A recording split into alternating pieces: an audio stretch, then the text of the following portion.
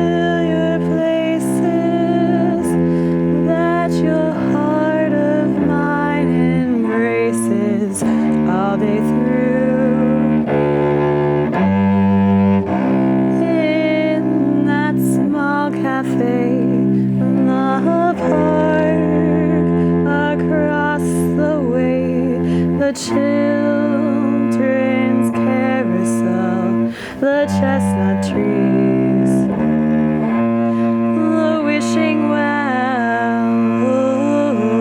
I'll be seeing you in every lovely summer's day, in everything that's light and gay.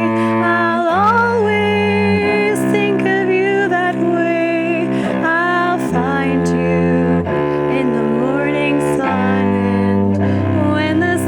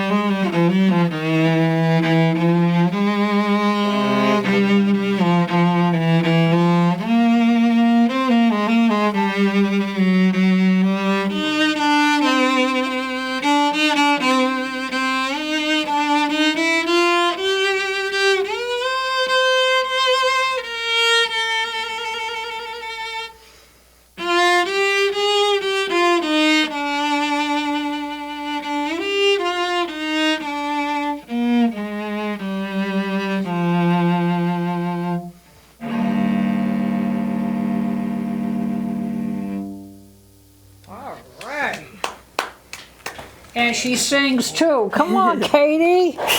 Next you'll be playing the accordion and put me out of business. Gee whiz. All right. Well, this next tune, 1948, I believe, 47, 41, I don't know, pick a 40.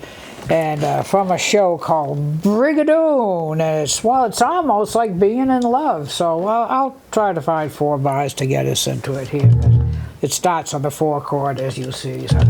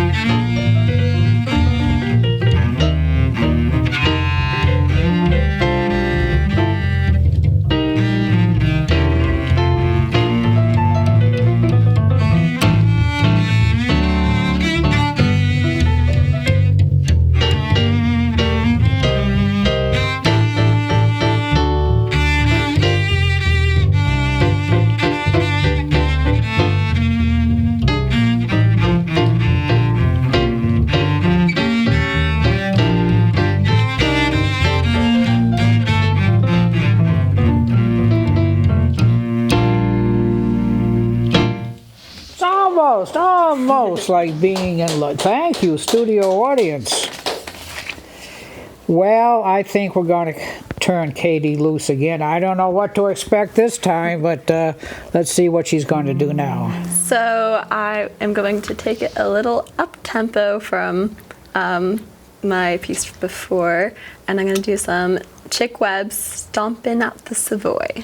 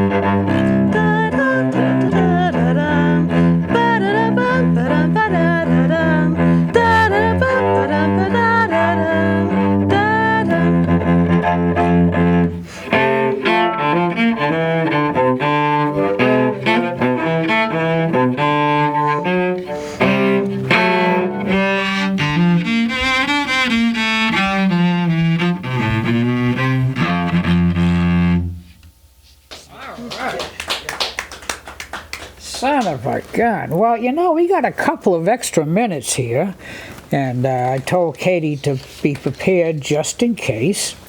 And so we're going to stick in the tune that we're normally going to play. But actually, Katie and I played this tune together last Sunday at a special event in her hometown of Walpole. Now, for you folks watching in Alaska, see, we're in Massachusetts, right? You know, like the state with a hook on the side, and so we're kind of down near the Rhode Island border, which is how I got to go into never mind. And Katie lives a little further north in a little town called Walpole, and her dad, Eric, put together a thing called Porch Fest, but he wasn't the originator. Now, who was the originator of Porch Fest?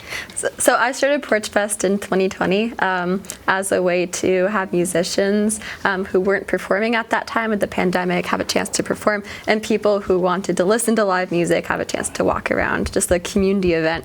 But then this year I was doing grad school and working, so my lovely dad took over as a planner. And did a great job. Very great job. So we're going to do maybe a couple of choruses of Little Bye Bye Blackbird.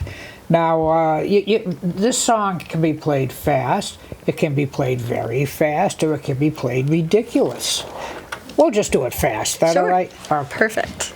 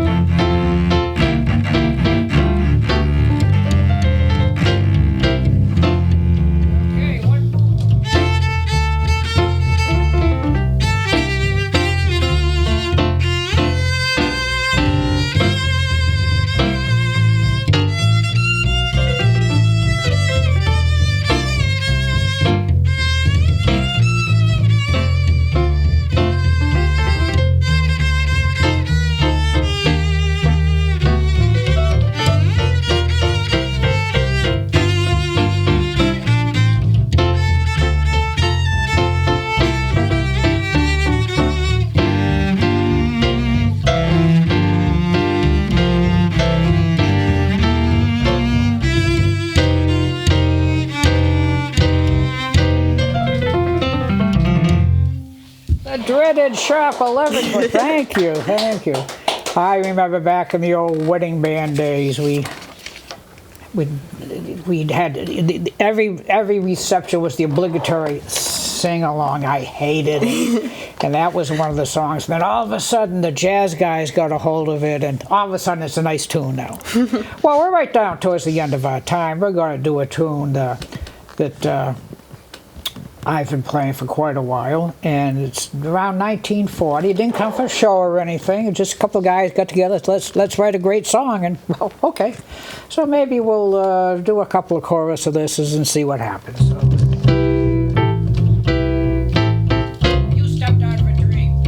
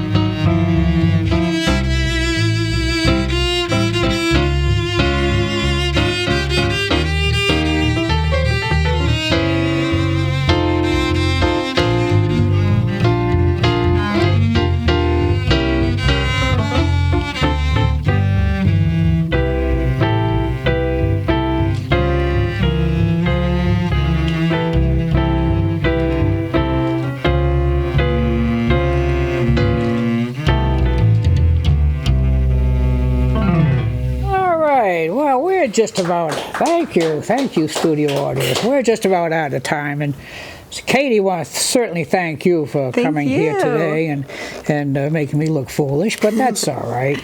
And very good luck on your trip. Thank you. And make sure you call us when you get back to come back on the show. Will do. All right. So, and of course, thanks to all you folks watching and however you get us, radio, TV, interweb, whatever. And of course, big thank you to the big guy behind the glass that keeps us honest here every week. So, Austin Ricketts. If we sound good, that's up to Austin. If we sound bad, well, it's not us. So real quick, about 3 or 4 measures of you stuff. Well, not even that.